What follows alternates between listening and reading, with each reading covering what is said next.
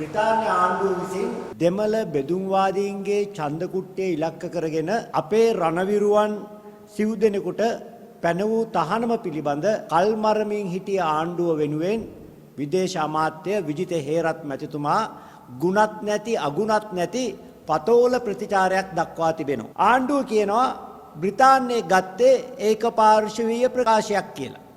ඒක අමුතුවෙන් කියන්න දෙයක් නැහැ. බ්‍රිතාන්‍ය ආණ්ඩුව කොතනවත් කියලා නැහැ. ශ්‍රී ලංකා ආණ්ඩුවත් එක්ක එකඟතාවයෙන් ඒකාබද්ධ ප්‍රකාශයක් විදියට මේ ඒකාබද්ධ තීරණයක් විදියට මේ තීන්දුව ගත්තායි කියලා. ඒ වගේම විදේශ ඇමතුමා කියන ආකාරයට මෙම තීන්දුව නිසා ශ්‍රී ලංකාවේ සංහිඳියා ක්‍රියාවලිය තවදුරටත් ව්‍යාකූල වන බවට විජිත හේරත් ඇමතුමා කරන ප්‍රකාශය නම් සහතික ඇත්ත. බ්‍රිතාන්‍ය මේ ආකාරයට සහසික ආකාරයෙන් අපේ රණවිරුවන්ට චෝදනාවලින් දමලා ගහද්දී අපි බලාපොරොත්තු වුණේ අපේ ආණ්ඩුවෙන් මීට වඩා ප්‍රබල ප්‍රතිචාරයක්. මොකද මේ රණවිරුවන් රණබිමට ගියේ රට වෙනුවෙන්. මේ රණවිරුවන් රණබිමට ගියේ ආණ්ඩුවේ සේනාධිනායකගේ විධානයෙන් මිස හිතු මතයට නෙවෙයි.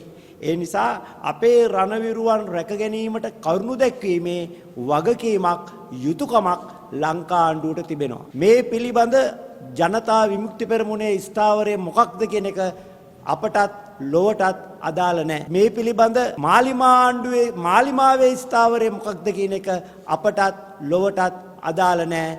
නමුත් රණවිරුවන් යුද බිමට තල්ලු කරපු ලංකා ආණ්ඩුව මේ සම්බන්ධයෙන් දක්වන ප්‍රතිචාරය පිළිබඳ මුළු ලෝකෙම අවදියෙන් බලා ඉන්නවා. ඒ නිසා ශ්‍රී ලංකා ආණ්ඩුව මෙවැනි නිගමනයකට බ්‍රිතාන්‍ය ආණ්ඩුව මේ ප්‍රකාශයේ සඳහන් වෙන නිගමනයට එළඹීමට පවත්වපු විමර්ශනය මොකක්ද?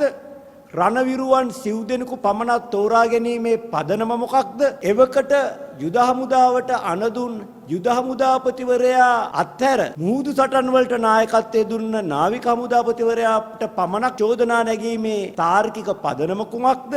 ඒ වගේම මේ චෝදනාවේ ලිංගික හිංසන සිදු කිරීම පවා සඳහන් කරලා තිබෙනවා. අපේ රටේ හමුදාපතිවරු 3 දෙනෙකුට ලිංගික හිංසනයන් කිරීම පිළිබඳ චෝදනා නැගීම අතිශයින්ම බරපතලයි.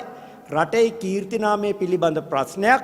ඒ නිසා මේ රණවිරුවන්ට තිබෙන නිශ්චිත චෝදනා මොනවාද? යනාදි වශයෙන් ආණ්ඩුව විසින් බ්‍රිතාන්‍යයේ ප්‍රකාශය ප්‍රශ්න කළ යුතු තිබුණා. නමුත් අවාසනාවට ආණ්ඩුවේ ප්‍රකාශය තුල මෙවැනි ප්‍රශ්න කිරීම හරහා බ්‍රිතාන්‍ය ආණ්ඩුවේ ප්‍රකාශය අභියෝගයට ලක් කරලා රණවිරුවන් රැක ගැනීම වෙනුවෙන් කිසිම පියවරක් අරගෙන නැහැ. චිල්කොට් වාර්තාව හරහා